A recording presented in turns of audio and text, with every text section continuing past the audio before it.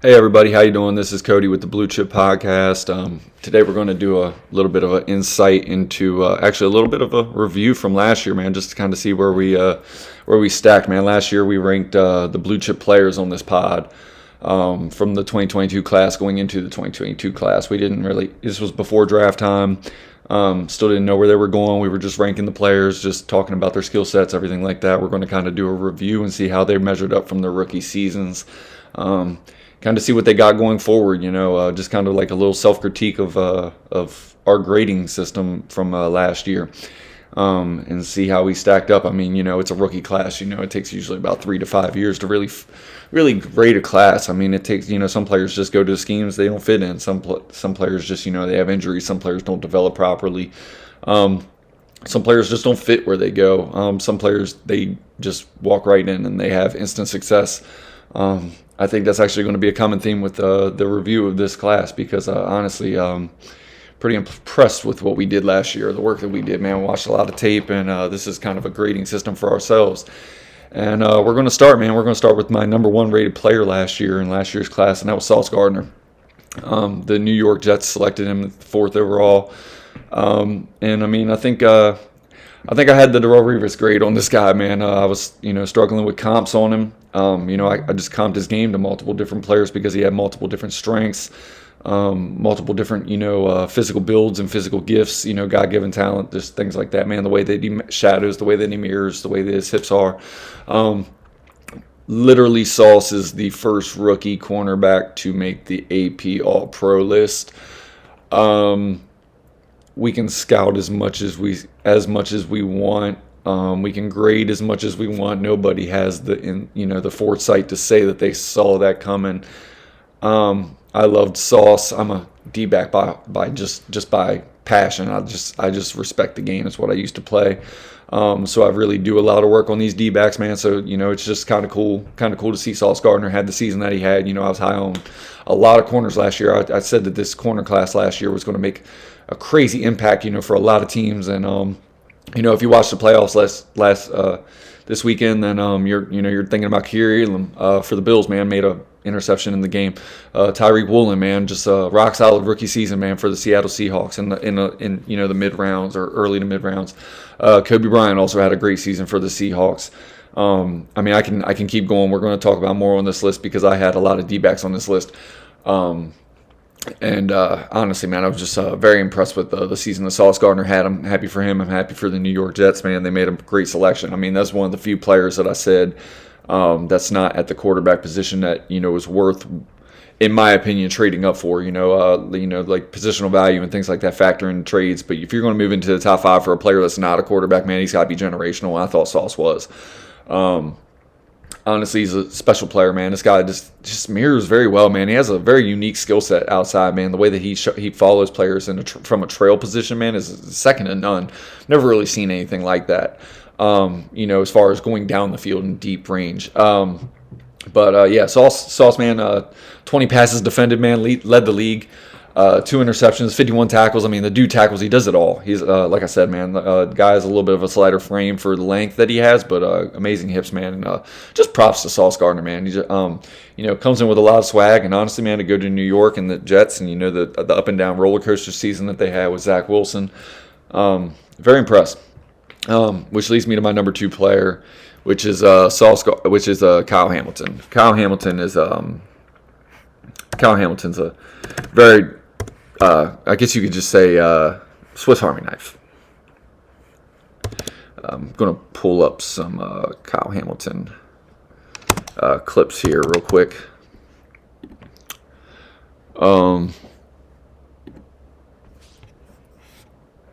Let's see. Let's go to... Let's go right here. We'll just pull it up. You guys don't have to watch me anymore. Just watch some Kyle Hamilton clips while we go over and talk about him. All right, so Kyle Hamilton coming out of Notre Dame, man, had a little bit of a knee injury going into the season. Coming out of the season, didn't test very well, man. A lot of guys knocked him down some draft boards, man. I had him as my number 2 overall player. which was again not something that most people had, especially after the test results, man. But I mean, just a weapon, man. These are still college clips that were going on right now, but I did see him with the Ravens, so I mean, I'm assuming that there's going to be some Ravens highlights on this YouTube clip. Anyway, Kyle Hamilton's season was 62 tackles, 2 sacks, 1 forced fumble, 5 passes defended. Started off a little bit rough, man. I know he had a really good PFF grade. As the season went on, he started off a little bit rough, man. I think that they were really trying to put him in a box, man. It's one of them things that I was pretty much breaking down on him last year was this is not a guy that you put single high. This is not a guy that you put at strong safety. This is not a guy that you play at linebacker. This is not a guy that you do whatever. This is a guy that you put everywhere.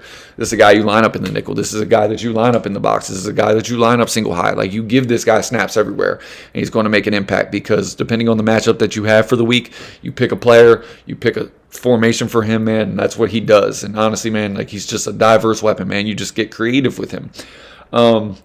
First couple weeks in the season, man, in the preseason, honestly, man, there were a lot of rumblings coming out of Baltimore. Oh, this guy doesn't fit. Oh, this guy's overhyped, man. This guy is all these things. And then, they really clicked with Baltimore, man. They adjusted to his skill set, put him in the best position to succeed. And Kyle Hamilton honestly should be in the discussion for Defensive Rookie of the Year, outside of the amazing season that Sauce Gardner had. But Kyle Hamilton's a versatile weapon, man. You just see him making plays all over the field as far as when he was with Notre Dame. Kyle Hamilton's a special athlete, man. Like I said, didn't run the best time in the 40 and didn't test well. You could say whatever about all those things, but as you saw him this season, he's faster than his time speed. He plays faster than his time speed. And honestly, like I said last year, my thought process was the man literally lost the last 4 or 5 games of his season because of a knee injury. Then he comes out and tests for the combine, does all the tests, doesn't get a medical flag. But I'm sure his rehab, that was just probably the earliest he started to be able to start running again. So it's not like he actually got to start training like all the other guys at the end of the season like most do. And they start working on track skill sets and all that, so they do improve their times by a tenth or two, but from what they normally would probably run. Time speed and play speed are two different things, and I care about play speed. And when you watch this guy on film, this guy's play speed is elite, at least in my opinion. Kyle Hamilton had a hell of a season, and I had a really, really, really high grade on him. I'm really, really happy for him and the Baltimore Ravens.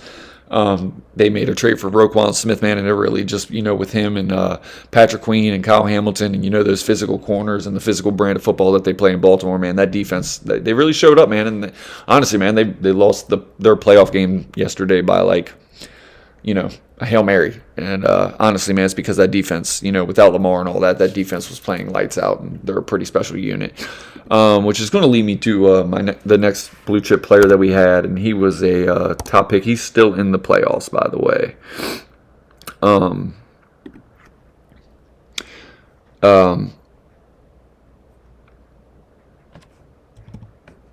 Let's go down here. This isn't the highlight I was really looking for. Sorry about this, but we're going to get into this. So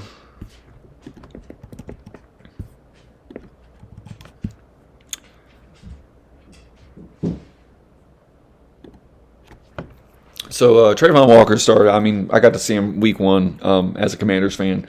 Trayvon Walker's a elite level athlete as far as testing numbers and abilities and traits and everything that you're going to stack on top of each other as far as height, weight, speed, length, and just power. Like I said, testing measurables, all those things. He's elite. Like as you see right there with his arm usage, playing on the outside.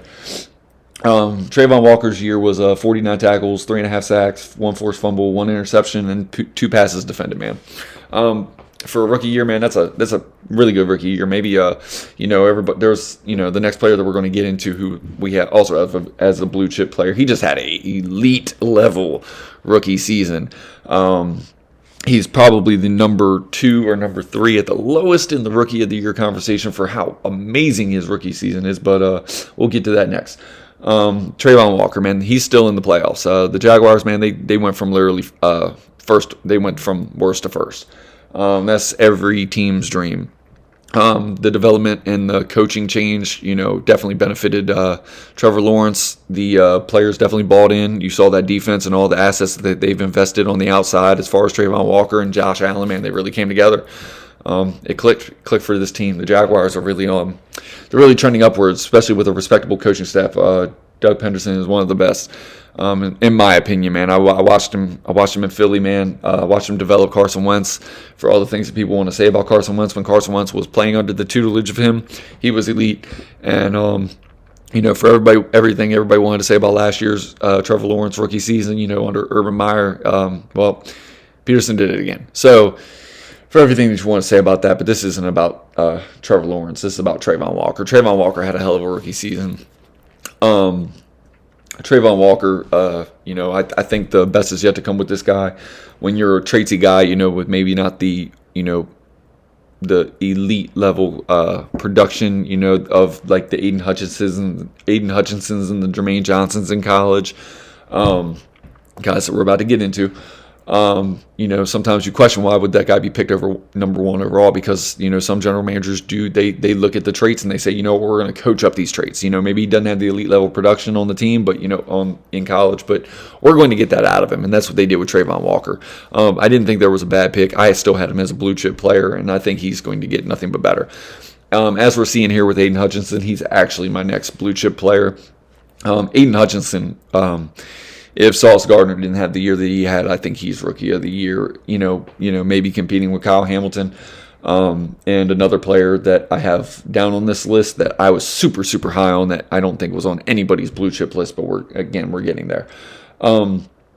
Aiden Hutchinson, 52 tackles, 9.5 sacks, man. 9.5 sacks as a rookie is ridiculous, especially for Detroit, man. Detroit, they're buying into what Dan Campbell was selling. I watched Aiden Hutchinson have the game of his life against Carson Wentz in the Washington Commanders week 2. And honestly, his whole season just continued that way. 2 fumble recoveries, 3 INTs, and 3 passes defended. This guy is literally a All-Pro. I mean, he's like got to be a second-team All-Pro, honestly, with a season like that, man. This guy's. I mean, outside of just the amount of edge rushers in the NFL that get the pub, that guy did enough to be on that list, in my opinion. But whatever. He's not going to get that. That said, he would definitely be defensive rookie of the year if it wasn't for Sauce. The things that they're doing over there in Detroit, man, Aiden Hutchinson is exactly the type of player that fits the bill for the mold of what they're looking to do under Dan Campbell and everything. And honestly, they got a bright future. I think they're only trending up, and so is he. We don't have to spend a million hours on Aiden Hutchinson, because anybody that watched Detroit one time this year, I think they all are familiar with how Aiden Hutchinson is. The motor is 100 from the first snap to the last snap. You saw that again this year. I think that's never going to be something that comes out of him. That's who he is as a person. Just relentless, man. He has length. I mean, maybe not elite level length, but he uses his length, and he has elite level power. And I think that's something that, when you look at the height, weight, speeds, man, you just can't teach power. You can't teach just raw initial power and burst, and just how players use techniques and they get the most out of themselves. Aiden Hutchinson's a special player. Again, another guy that just is trending upwards. He's going to be special. Again, could have been rookie of the year. So another blue chip player that we had that was definitely up there. All these players were picked very high. So you'd expect them to be on this list. But as I'm getting down on this list, you're going to hear some other names, and some of them had some up and down seasons, and some of them were absolutely amazing. Some of them just weren't, and we'll get to reasons why and as we get to them. So Jermaine Johnson was the next player. Didn't have the greatest year. He was picked more towards the end of the first round. Another Jets pick. Sauce Gardner is on this list. Breece Hall, we're going to get to, is on this list. In fact, Garrett Wilson is on this list. So honestly, every player that the Jets picked last year in the first, with their first 3 picks in the first round, and then their first second round pick, they were all blue chip players on my list, and we're going to get to all of them. Out of the 4, Jermaine Johnson had what you would say statistically was probably the worst season, but he showed up big in games, man. You watch him, and he's very disruptive off the edge, and Quentin Williamson had an amazing year, and to me, it's no stranger that you put an elite level athlete on the outside that has all the raw tools and all the length and the height, weight, speed. Jermaine Johnson's a relentless player, man, and he's a hell of a football player. And I think when you look at the Jermaine Johnsons of the world, you think about this guy, man, coming off the edge with a Quentin Williamson, man. This guy's only going to continue to tread forward and tread up. I'm not really finding too many highlights. Let's go back. We'll go to the next player because, again, as I said, this guy didn't have the best numbers on the rookie season, man. But when you watch them, man, this guy is definitely a special football player, and I think you're going to see his numbers tread upwards. Year 2, I think he's definitely going to be a guy to talk about, man. Which gets to a player that was one of my favorite last year, man. This guy's huge. You talk about larger than life. Exactly what that YouTube clip says is Jordan Davis, man. Jordan Davis from Georgia, man. Went to the Eagles. Of course, the Eagles had an amazing season, and he didn't play all year. Had 18 tackles, 1 pass defended. I will tell you, because I was at the Philly game when they played the Commanders. I sat in the end zone down in the section 100s, man. I was loaded the ground, man. And I tell you, Washington did not come out of that end zone. We literally played the whole game in that red zone and back up against our end zone. And watching Jordan Davis, he's the biggest human I've ever seen. Just keeping it real with you. He's got elite level bursts coming off the interior. Moves guys second to none. This dude's crazy, man. Honestly, he got hurt, and I think there was a little bit of drop off, man. The Eagles went out and signed Ndamukong Suh and one other defensive tackle that was available in free agency after Jordan Davis went down. But Jordan Davis, man, he is disruptive as they come, man. And honestly, man, like he has a pass rush presence, he has a run presence, tackle for loss, man. Honestly, man, this guy looked like he was about to be all pro. He probably could have been rookie of the year if he had stayed healthy the whole year. It was a shame to see him go down, but as a Commanders fan, I'm never rooting for the Eagles, so honestly, it just, like I said, man, watching that game live, man, this guy was just as disruptive as they come, man, and we had nothing for him up front, man. So I think Jordan Davis is going to be a thorn in our side for years to come, man. And I think the Eagles made a hell of a pick because, for whatever anybody said about Jordan Davis coming out, man, that guy was special. You say whatever about the motor, you say whatever about the size, man, but he's an elite level athlete for the size that he is. This dude just, honestly, man, he's a special athlete, man, special player, man. He's just like I say, he's going to be a thorn for teams going forward, and I think guys are really going to get to know them going forward, especially as a D tackle, man. Honestly, he's probably going to make a name for himself in the mold of Vince Wilfork. At least that's where I had him rated at. As far as the rookie prospect coming out, I'm a Miami U guy, so when I say Vince Wilfork, man, and I talk about a defensive tackle getting a grade like that, I don't say that lightly. So just so you know, Derek Stingley Jr. Was our next blue chip player. Had a very hard time scouting this guy, man, because when you watch the tape of him as a freshman, man, good God, this guy was elite. His tape showed that last year why he was healthy with the Houston Texans. Houston Texans had a home run draft. They got 3 players that were on my blue chip list with 2 really, really good hits and one, kind of we were going to wait and see year 2. Maybe just didn't fit the scheme for what they were doing. Usually, again, when I say a blue chip player, I say scheme diverse players that can fit in multiple schemes, but that doesn't mean there isn't a scheme that's, ideal for them and their skill set to get the most out of them and maximize them. It doesn't mean that they're not good in other schemes, which he was okay, but we're going to get there. And this wasn't about Derek Stingley, who I'm talking about. Derek Stingley, man. The guy is big. He's got all the height, weight, speed, man. He's a guy that just jumps off the tape when you look at him, man. He's corner that can play off. He can play man. He can play press. He can play any scheme that you want to play with him, man. He's just he's got playmaking ability. He's got hands. Can get his hands on the ball. Derek Stingley had 1 interception, 5 passes defended, 1 sack, and 43 tackles, man.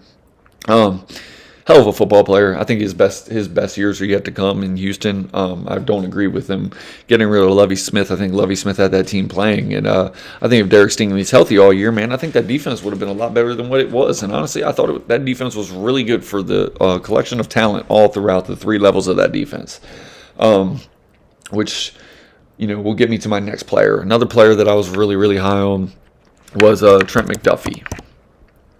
Trent McDuffie went to the Kansas City Chiefs. So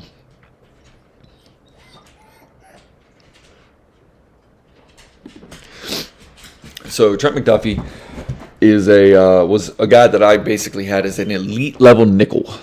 So when I say elite level nickel, is the guy that you can pretty much play almost in like the Buffalo nickel. You could probably line him up at strong safety. You can line him up at free safety. You can line him up in the slot. You can line him up outside. Just elite level. One of those guys that you want to match up against, the Cooper Kupps of the world, and you're just using him as a weapon. The Chiefs definitely line him up outside. They line him up in the slot. Let him play multiple positions this year. But he actually excelled at the outside corner, which I say he could do. I just think that his skill set would have dictated that I really wanted to line him up as he is right there in the slot.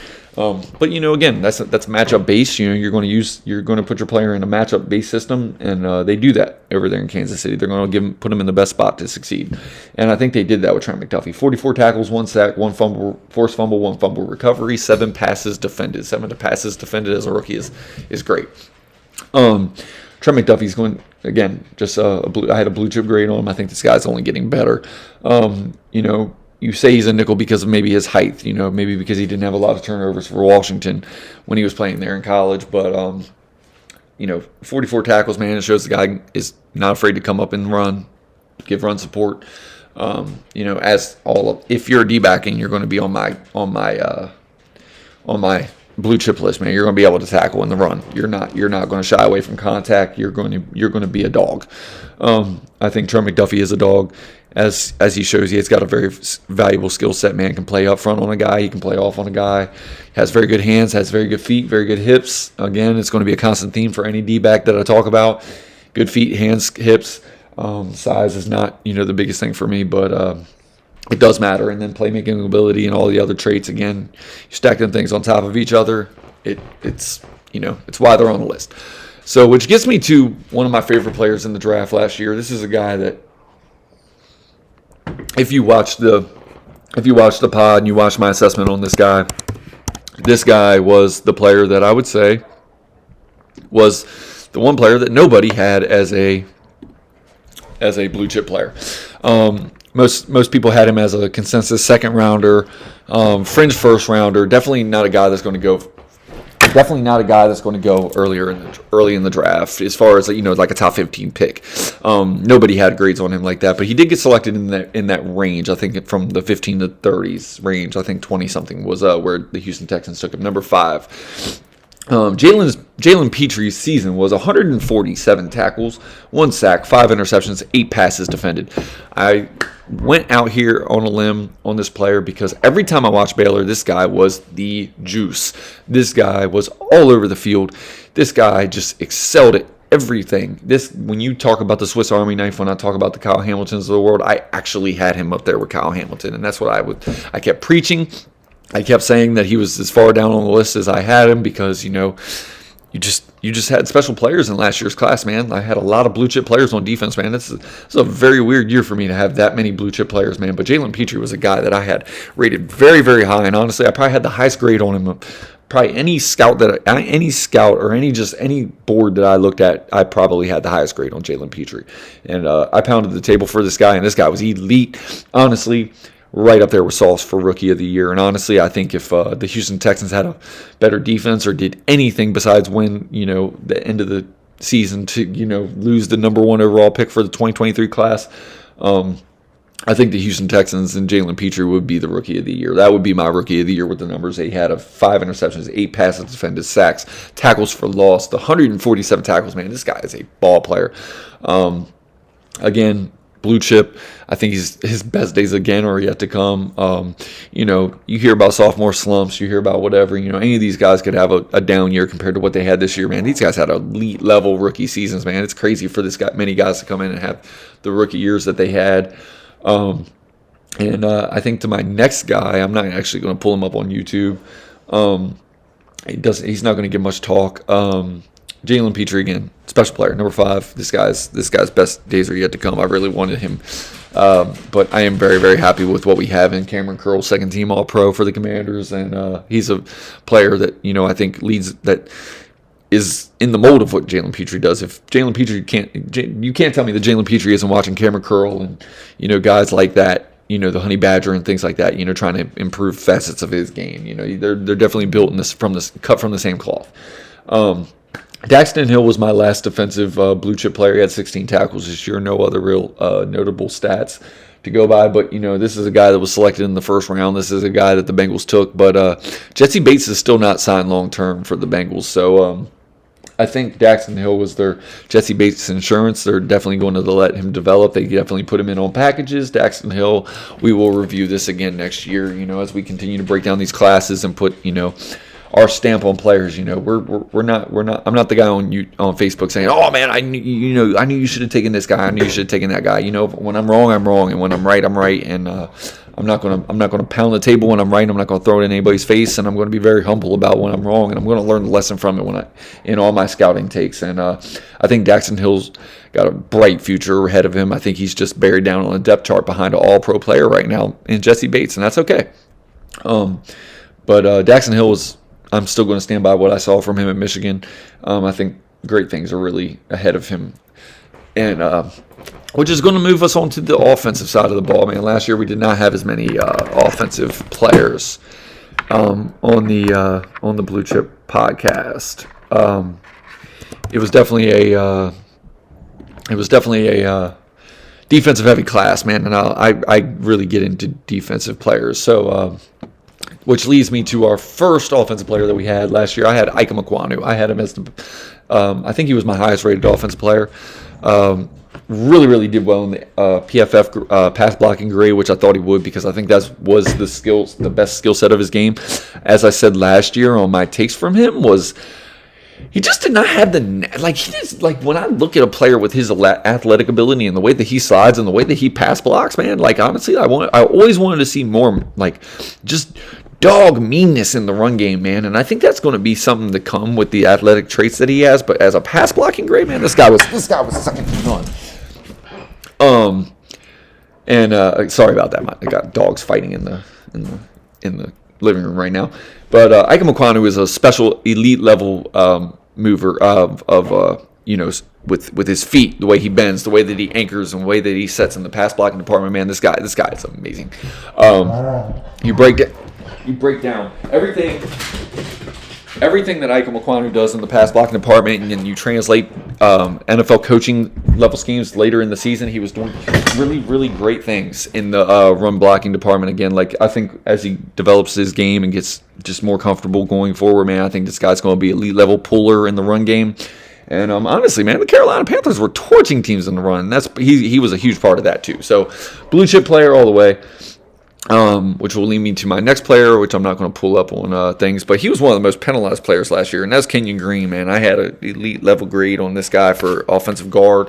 You can say whatever about the offensive guard position, but again, not every player is going to have the most amazing statistical rookie year. Some players do need time to develop. Some players don't go right into the scheme that they fit, or come out of they come out of a certain scheme in college and they go into a different scheme in the NFL. Sometimes there's a transition period.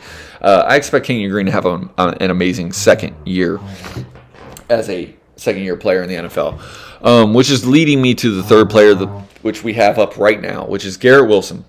Garrett Wilson had 83 receptions, 1,103 yards, 4 touchdowns.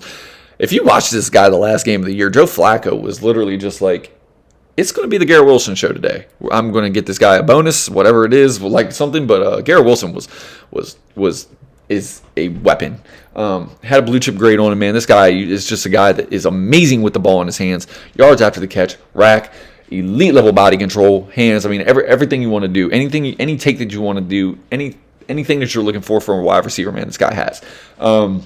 Garrett Wilson showed that for the New York Jets this year. I think with better quarterback play, more consistent throughout the year, man, I think Garrett Wilson has an even better season. And I think you can say that for every wide receiver that's on this list, which I have 3 of them. And honestly, man, the Jets are a common theme on this list because they selected 4 of my blue chip players last year, and which is leading me to my next player. Breece Hall, man. I had a blue chip grade on him, man. Players, people devalue the running back position. They can say whatever, they're not worth a first round pick. Breece Hall was worth a top 15 pick for me. He would have been a top 10 pick for me. But as I said last year when I had him on my big board, I had him down in the 20s because teams don't value the running back position, so you can put him lower. It wasn't because he was a 20-some ranked player. 20-something ranked player on the team. I think he's just. Anyway, Breece Hall's numbers were 80 attempts, 463 yards, 5.8 yards per carry average, 4 touchdowns, 19 receptions, 218 reception yards, and 1 reception touchdown. Man, this guy is a Swiss Army knife from the running back position. Sadly, he had an ACL injury that cut his rookie season short. But man, when this guy was on the field, he was electric. And he was a true difference maker for the New York Jets, man. And if you just add in, average to plus level, quarterback play to his game and Garrett Wilson's game, man, I think the Jets have something brewing up front, on that team. They have a pretty good front line. They've addressed that, with Elijah Vera Tucker in, recent years in the NFL draft. If they ever do get Mekhi Becton healthy, man, I think that was just another piece that would make it even more dynamic in this offense. Breece Hall's got a bright future, man. So does Garrett Wilson, man. So does Jermaine Johnson and Sauce Gardner, again, man, my highest rated player last year in the class, man.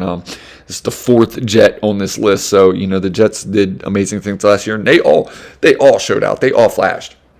So, I think the Jets have a pretty good trajectory going forward. Same with the Houston Texans. Depending on what the Texans do with the coaching staff, or if they ever, get a competent, direction as far as what they're trying to do. As far as we're not going to hire a coach and fire a coach every season. If they ever do find a consistent, respectable direction and outlook for that team, I think the Texans' star is shining bright too. Which will lead me to my next player, which was another Ohio State. Another Ohio State wide receiver. Garrett Wilson's running mate, which was Chris Olave. 72 receptions, 1,042 yards, 4 touchdowns. This guy, again, not playing with an A-level quarterback. 1,000 yards, could have been in the Offensive Rookie of the Year discussions behind Garrett Wilson. I think Garrett Wilson is the AP All-Pro, or AP Rookie of the Year. Well-deserved. I think all 3 receivers on this list had a little bit of a case for it. Breece Hall definitely had, at a time, had a case for it. All 4 of these players won Rookie of the Week honors multiple times in Chris Olave, Garrett Wilson, Breece Hall, and Jahan Dotson, which I'm getting up on him. Chris Olave, man, this guy had elite-level body control, elite-level hands, elite-level route running ability, and honestly, man, he he was torching teams on all 3 levels of the all 3 levels of the route tree, which you saw that in Ohio State, man. Really refined player, not the biggest, not the strongest, fastest, whatever, man, but just a guy that just time and time again makes big plays, gets you 3rd downs, 3rd and whatevers, 3rd and 5s, 3rd and 10s, 3rd and 15s. This guy's got a route and a skill set to convert all of these things. Not as dynamic yards after catch wise as I believe Jahan Dotson and Garrett Wilson are, but again, when you just watch the tape from him at Ohio State, when you watch him last year with the New Orleans Saints, man, this guy was special. And again, another plus level rookie season for another blue chip player that we had, and I'm really, really proud of that, man. Like I said, I break down a lot of tape, man, and a lot of these guys that I've gotten into, some of these guys were picked really, really high in the first round. Some of these guys were picked in the latter half of the first round. If you're getting picked in the latter half of the first round, most of the time that's because teams don't look at you like you're a blue chip player. Blue chip players are usually the players that are rated in the 1 through 5 range. For me to have this many names on the list, man, is what I really, really thought about the draft class come last year. And I can just tell you right now, the blue chip rating and blue chip episode for the 2023 draft class, it won't be this long. I can probably do it in one episode for offense and defense. There are a lot of edges in this next year's class, but as far as the blue chip grades go, I think I have 3 in total right now. I am about halfway done the process. So as I tell you, there's 3. There's probably going to be a total of 7 by the time this class is over, as I really, really fall in love with the players and go back and, refine the tape. The next player I'm not going to highlight either, as far as, highlights on here is what you're watching on film. I'm going to go right to my guy, but I am going to talk about Zion Johnson for the Los Angeles Chargers. Zion Johnson, man, is interior offensive line, another guy that I had an elite level grade on. Got picked more towards the middle end of the first round, middle to back half of the first round. The Chargers had really, really good offensive line play for the fact that Slater was out for most of the year. And honestly, I think Zion Johnson he made a really, really good case. He started every game for the Chargers this year, I think, and honestly, he looked very, very good doing so. Another thing about Zion Johnson is he just anchors well, man. He had all the tools, all the elite level ability. Coming out of Boston College, man, you're not going to get a lot of pub, which is why I believe that he fell to the range that he fell, which is another reason why I feel like he doesn't have the grades that I feel like, that I gave him. But, as I said, I break down all the schools and I do all these things.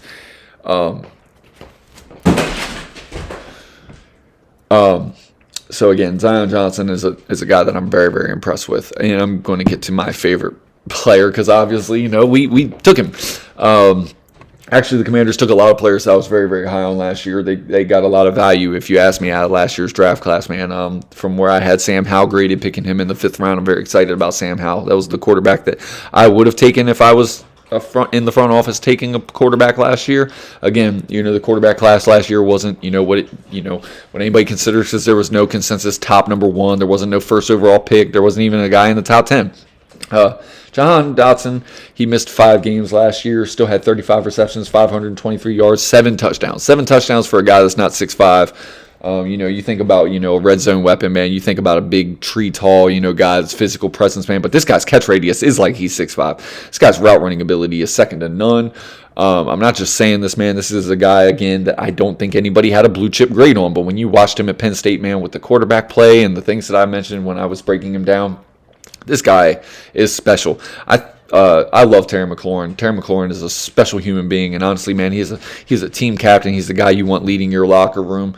I think Jahan Dotson and Terry McLaurin are going to be special for a long time to come for the Commanders, man. I think they have a bright, a bright future really coming with this guy, man. I think this guy is a future All-Pro in my opinion. Hands are about as sticky as they get. He can run a 9 route. He can run a drag route. He can yard after catch. I mean, you see this play right here, man, the little out and up, man, just the body control to be able to get that around the defender, man. You don't think about that when you think about a guy that's like 5'10", $185. You're thinking about somebody working body control like that, at about 220 and 6'4". Not many people his size are making this catch with that kind of contact at the catch point. Jahan Dotson is special, man. I watched this guy all year, man, and I can't tell you how many times I jumped off the couch just cheering for this guy, watching this guy make the little spin move in our attempted comeback against the Giants when we tied them. Jahan Dotson, man, he really started off the season hot. Once he had a little hamstring injury, like I said, he lost 5 games due to that. The first 2 games back were kind of get right games. After that, man, he just continued where he left off, from the early part of the season before he had the impact, man. And just like, as you see, man, just constantly going up, playing above the rim, the catch radius, man, it all showed on tape. I'm very, very, very, very thankful that Jahan Dotson is a member of the Washington Commanders, man. I could talk about this guy for hours, man, because like I said, it just week after week when he was on the field, man, you could just tell he was a difference maker, and just another guy, man, with the lunch pail attitude, man, the type of guy that I want in my locker room, the type of guy that you can just tell is putting in that work, man. You heard all the rumblings through training camp. You saw it in preseason, man. You really saw it in the season this year, man. Hell of a rookie year by Jahan Dotson, man. I was very, very impressed by this guy. Again, man, the Blue Chip Podcast, man, we broke these guys down, man. These were all the players that I had blue chip grades on last year, which means I think they're going to be special to elite, top 5, top 10 at their position. Going forward in the NFL, man, and like I said, it takes 3 to 5 years to really judge a rookie class, man. There were other good rookies that had really good years, man. Guys that I liked, man. Maybe guys that I just fringe didn't get on my blue chip grades. Drake London had a pretty good year for Atlanta. Kenny Pickett for the Falcons, man. He had a really good year as a rookie quarterback for the Pittsburgh Steelers. A couple concussions. That's a little thing. He needs to learn how to protect himself, do a little bit better.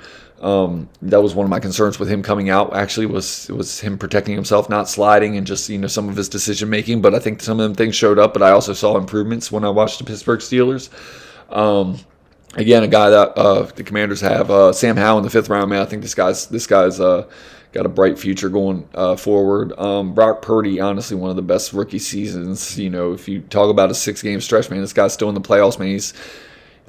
I've talked about this before with Kyle Shanahan and quarterbacks. That's the place you want to go if you're a quarterback. Thinking about the offensive scheme, how quarterback friendly it is, the weapons and the dynamics that they have out there with Deebo Samuel trading for Christian McCaffrey. They're Swiss Army knifed up. Brandon Ayuk is he's a plus level vertical threat, man. He's one of the best number 2 receivers that I think Kyle Shanahan's really ever had. So you pair him with Deebo Samuel, who's an elite level number 1.